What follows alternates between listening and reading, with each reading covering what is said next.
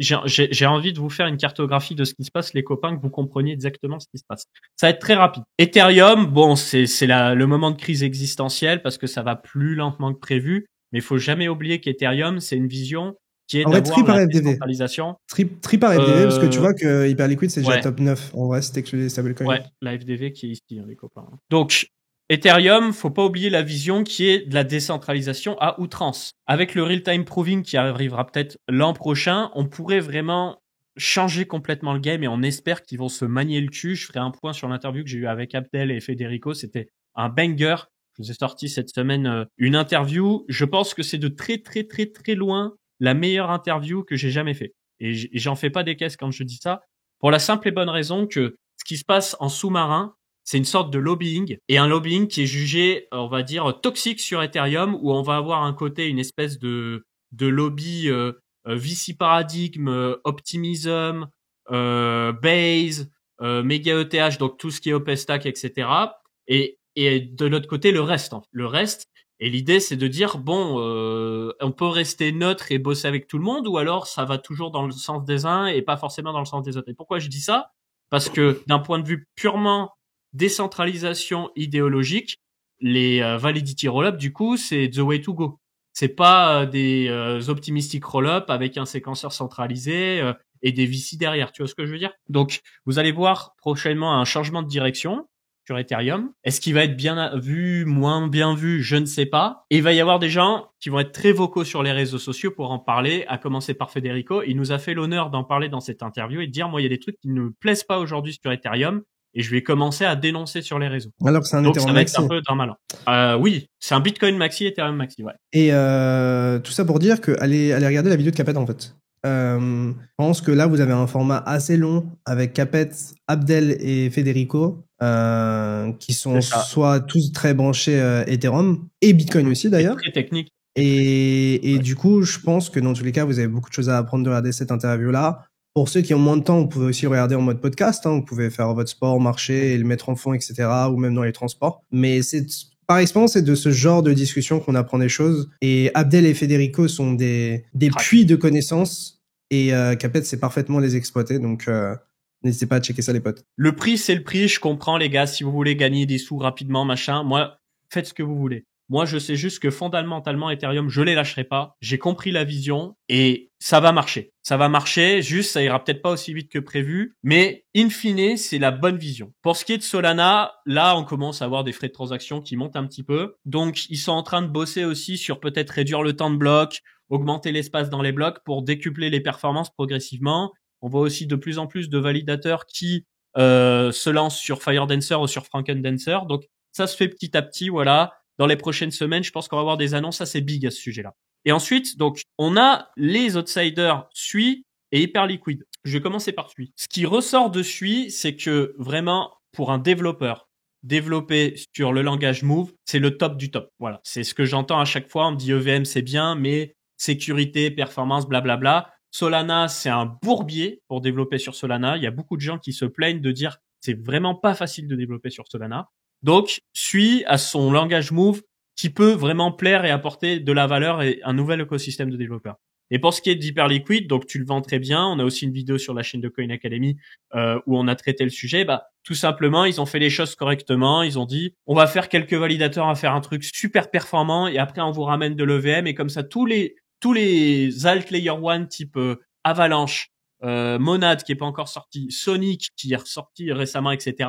On va les foutre sur le carreau parce que vous pouvez le faire chez nous et nous on a le vent qui va dans notre sens. En fait, si tu dois résumer la stratégie d'Hyperliquid, et en vrai c'est ça le bottleneck en crypto, en vrai le bottleneck c'est ta capacité à avoir de la liquidité. Et en fait, Hyperliquid ont attaqué le problème très simplement, c'est avant d'être un L1 et de permettre à tout le monde d'interagir avec, on va surtout faire un premier produit qui serait probablement le produit le plus intéressant et qui toucherait le plus de personnes, c'est-à-dire spéculer, trader, pour accumuler de la liquidité. Et une fois qu'on a acquis cette liquidité, on permet aux gens d'y accéder et d'interagir avec le L1 et surtout HyperEVM en fait. Et c'est ça le plus intéressant parce que au final, on voit que les L2, ils ont pas forcément ils ont des problématiques de performance, mais au-delà de ça, ils ont surtout des problématiques de liquidité, tu vois. C'est-à-dire que t'as des liquidités qui sont fragmentées entre Arbitrum, entre Optimism, entre Base, et au final, bah, en fait, tu finis surtout par utiliser celui qui est le plus liquide et celui qui a le plus gros effet de réseau. Et si tu regardes ça de ce prisme-là, tu verras que Hyperliquid c'est focus sur la liquidité pour avoir un premier set de users et ensuite vendre ça, y donner accès, parce que en fait, tu vas payer des frais de gaz, etc., ou tu vas payer et interagir avec l'écosystème, quoi. Et sincèrement, les gars, je suis pas dans une perspective d'être le gars relou, de spammer un truc parce que c'est mon bag, etc. Je vous parle vraiment d'HL parce que c'est ma plus grosse conviction actuellement. Et ça changera peut-être. Et peut-être que ça décevra tout le monde. Et peut-être que ça va être de la merde et j'en sais rien, hein, honnêtement. Je suis pas là pour vous dire, il y a que ça. Mais moi, ce que je peux vous dire, c'est qu'aujourd'hui, dans les initiatives qui sont intéressantes, je vois que ça. Évidemment, on a Ethereum, évidemment, on a Solana, mais en dehors de ça, bon, la BNB Chain, je pense que c'est une bonne blague, quoi. Suis Aptos, en vrai, c'est intéressant, mais ils galèrent à faire de l'acquisition d'utilisateurs et d'avoir des users qui sont sticky et qui restent, notamment parce que je pense que les applications et la liquidité n'est pas au rendez-vous. Et du coup, pour moi, Hype, ça en fait un des plus gros challengers parce que en TVL, t'as 2,6 milliards qui sont bridgés de Arbitrum. Et ça, c'est pas affiché dans les TVL, hein, par chain, hein. Ils ont 2,6 milliards qui sont bridgés parce qu'en fait la TVL en soi elle est sur Arbitrum, mais en soi les gens ils vont sur Arbitrum pour utiliser Hyperliquid, tu vois. Donc en fait dites-vous que plus HL a en plus des USD bridgés ont du USDC spot, je crois il y a 300 ou 400 millions aussi spot. Enfin en soi dans les TVL pour moi HL est en réalité entre le top 5 et le top 7, quoi. Ouais. Donc franchement, moi en ce moment c'est tout ce qui m'intéresse. Après il y a Jupiter aussi avec la Jupiter Chain ou la Jup Chain que j'ai moins suivi, ouais, tout à fait. Ça peut être un play intéressant, mais comme tu dis, c'est un agrégateur avant tout. Bon, il y a un perf-dex par-dessus, mais ça me dit que je skip un peu Solana dans mes bets, je comprends pas pourquoi. Et bah en vrai, je suis assez d'accord avec toi d'une certaine manière, mais j'oublie pas que Solana, ce cycle, il a déjà fait 8 $, à 300 $. Donc, je suis pas là pour vous dire qu'il y a plus de potentiel, mais dans les choses qui ont beaucoup de croissance et encore du potentiel, je classe Hyperliquid au-dessus de Solana. Mais c'est qu'une opinion personnelle. Mais je pense que t'as raison. Je pense que t'as raison dans les bêta play alt. Et moi, je t'avoue que dans cette période où les gens doutent, bah, je surveille, hein, m'intéresse. Potentiellement, je suis pas dedans. Pardon, je regardais le ton. Le SUI m'intéresse, le ton m'intéresse. En plus, il force l'exclusivité sur Telegram. On va en parler juste après. Donc, il y a peut-être des opportunités. En fait, le sujet, il est que, les gars, nous, on est dans les cryptos depuis 8 ans. On sait pas. On n'a pas de boule de cristal. Nous, on joue pas le jeu de vous dire, ouais, tous les ans, il y a un halving. Dernier cycle, on avait le bon play avec Solana quand même. Ce cycle-là, on a le bon play avec Hyperliquid. Donc, en soi, on sait pas ce qui va gagner, mais on essaye, enfin, parmi les trucs qui ont bien marché, à chaque fois, on était dessus, quoi. Donc, je pense que c'est un peu le bet d'une certaine manière que moi, je fais en tout cas avec Hyperliquid. Mais dans tous les cas, ça ne veut pas dire acheter du hype. Les gars, vous faites ce que vous voulez. Non, mais moi, ce que je veux dire, c'est que dans ces émissions, on parle de la politique, des fondamentaux, du price action, etc. Mais on n'a pas de boule de cristal. On ne sait pas si ça va continuer de baisser quelques jours, quelques semaines, si ça va rebondir et en fait, on se sera tous pris dans un piège. On n'en sait rien en fait. Léo, il voit le prix. En fonction de comment le prix évolue, et ben, il va vous dire ce qu'il a en tête et ses différents scénarios, parce qu'il a toujours plusieurs scénarios. Mais on veut pas vous prendre dans un piège en vous disant... Nous, on sait, voilà, tous les 4 ans, les alts, ça va monter, machin, parce que ça, c'est hyper toxique. Voilà, cycle précédent, moi, j'étais dans un piège de vous dire, oui, il y a la Bitcoin Rainbow Chart, ça va pas plus haut que, bah si, ça va pas plus bas que la chart, bah si, on est allé en bas, on a foutu tout le monde par terre. Faut pas se dire, sur le cycle précédent, ça s'est passé comme ça, sur le suivant, ça va se passer comme ça, parce qu'il y a les institutionnels, parce qu'il y a Trump, machin. Non. On vit le marché au jour le jour. Et après, à la fin, c'est vos différents scénarios et c'est vos convictions. Nous, on a des convictions avec Léo, c'est de rester dans ce marché. Léo, il a choisi d'être sur Bitcoin pour la sécurité et hype par conviction. Moi, j'ai décidé de rester très diversifié. Ether aussi? Ouais. Ouais, oui, toujours. Hein. C'est pas mon plus gros bag, mais c'est un gros bag. Et j'ai pas beaucoup de bags, donc. Mais voilà, dans tous les cas, franchement, si je dois passer pour un forceur, j'en ai rien à foutre. On est là pour partager ce qui nous intéresse. Et ça va pas à des gens, il y a plein de streams, il y a plein de trucs, il y a aucun souci. C'est juste que enfin, là, factuellement, là, il y a quoi de plus intéressant, là? Factuellement, factuellement, si c'est pour il y a pas 10 spéculer, 000 trucs intéressants, quoi. Si c'est pour spéculer, ouais, je suis d'accord.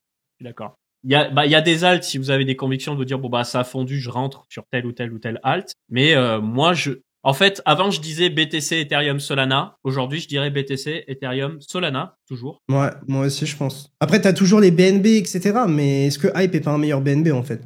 Sur tous les points. C'est ça que je regarde. Et Hondo, non. Hondo, d'un point de vue produit, oui. D'un point de vue spéculation, non. Enfin, d'un point de vue, je sais pas, genre, franchement, les gars, tous les jours, je lis des gens dire fuck les VC, on emmerde les VC, on veut un truc communautaire, etc. Et vous êtes les premiers à fond sur Hondo, alors que, genre, c'est LVC token, bah, je suis d'accord. sans utilité. Enfin, Et puis, il y en a qui me disent pour rigoler, enlève Ethereum. Bah non, parce qu'en fait, plus il baisse, plus il est intéressant. Attends, je vais attraper une veste, là. On m'a dit compare pas Hyperliquid à Solana, t'abuses. En vrai, en quoi ils sont pas comparables? Littéralement, genre, et dis-moi, explique-moi en quoi ils ne sont pas comparables. Parce que la promesse de Solana du départ, hein, c'est le Nasdaq on-chain. Est-ce que c'est pas la même chose? Non, mais les gars, ouvrez les livres d'histoire. Non, je rigole, mais Solana, à la base, c'est ça. C'est de la finance on-chain à très haute vitesse. Qu'est-ce que fait Hyperliquid? De la finance on-chain à très haute vitesse. C'est juste que le biais n'est pas le même. Aujourd'hui, Solana vire plus vers, on va essayer d'être une couche avec de la bande passante la moins chère possible, tandis que Hyperliquid, bah, c'est un peu la vision OG Solana. Non, les gars, je suis pas tendu, j'ai juste envie d'être honnête ce soir. J'ai envie qu'on se dise des choses, j'ai envie qu'on parle, etc. Et je suis chaud aussi que cette masterclass, peut-être, vu qu'on a moins de choses à dire que d'habitude, on peut aussi échanger plus avec le chat. Moi, je suis vraiment chaud. Et c'est bien de pouvoir aussi confronter nos idées, etc. Et encore une fois, si je voyais dans le futur et que je voyais que HL allait à 48 000 $, je serais all-in, les gars. Mais c'est aussi pour ça que je suis pas all-in. C'est parce que je sais pas qui gagnera. Ce que je peux faire, c'est m'exposer à des choses dans lesquelles j'ai un minimum de conviction et qui à mon sens, tiendront et performeront. Ouais. Donc, moi, j'ai une autre veste à attraper. Après, je la comprends. C'est se dire, voilà, avant, Solana, c'était pas bien parce que c'était centralisé. Maintenant, Solana, c'est pas bien parce qu'il y a les meme coins dessus. En fait, toutes les occasions sont bonnes pour taper sur Solana et dire, ouais, c'est pas bien parce que machin.